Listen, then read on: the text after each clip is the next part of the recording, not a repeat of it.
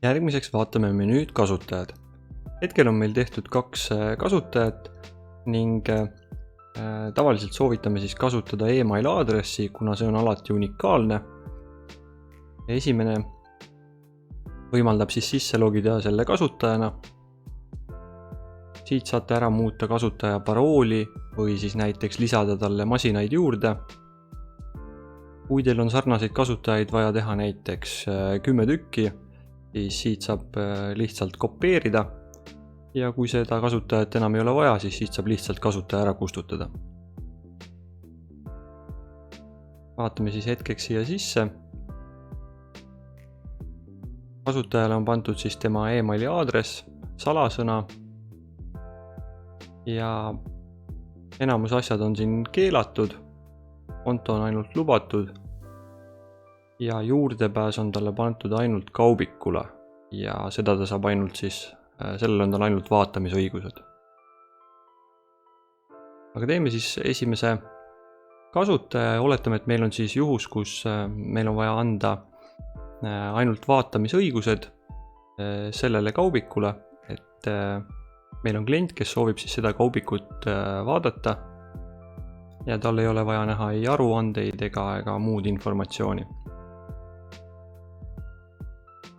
Selleks vajutame nupule uus, sisestame tema emaili aadressi, valime ka siis sellise tugeva salasõna ja siit võtame enamusõigused, võtame maha. Jätame talle, et klient saab siis parooli muuta, kui ta seda soovib. Konto kasutamine on lubatud, seadete muutmine ei ole lubatud. See on selline suhteliselt standard asi.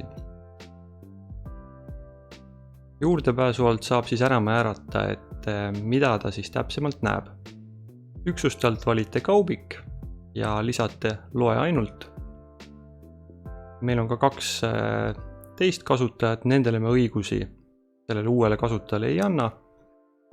Ressursid on Carcops 12, mis siis tähendab, et selgitan ära, mis see ressurss siis on. Ressurss on sisuliselt aruanded, mis on teie kontol juba olemas. Kui te tahate, et ta näeks ka neid aruandeid, siis võite siia linnukese panna. Aga hetkel me soovime sellele kasutajale anda ainult siis selle kaubiku vaatamisõigused, et aruandeid ja muud infot ta ei näe.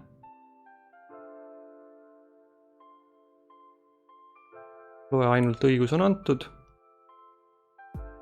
Siia saate siis sisestada kliendi emaili aadressi, et kui tal on näiteks vaja oma salasõna uuesti meelde tuletada, siis kui siia on tema email sisestatud, siis ta saab uue salasõna saab tellida. Logide alt hakkate siis nägema, millal klient on sisse loginud. Kohandatud väljade all võite panna näiteks positsioon ja väärtus alla kirjutada näiteks masinapargi juht või masinapargi haldur. Et saate kirja panna siis, millega see kasutaja siis täpsemalt tegeleb. Kui kõik on täidetud, vajutame OK. On tavakasutaja 3 ja me saame siis selle tavakasutajana saame sisse logida.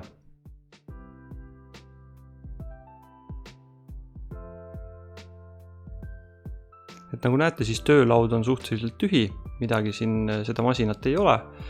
Selleks, et see masin tekiks nähtavale, vajutame seda all nuppu.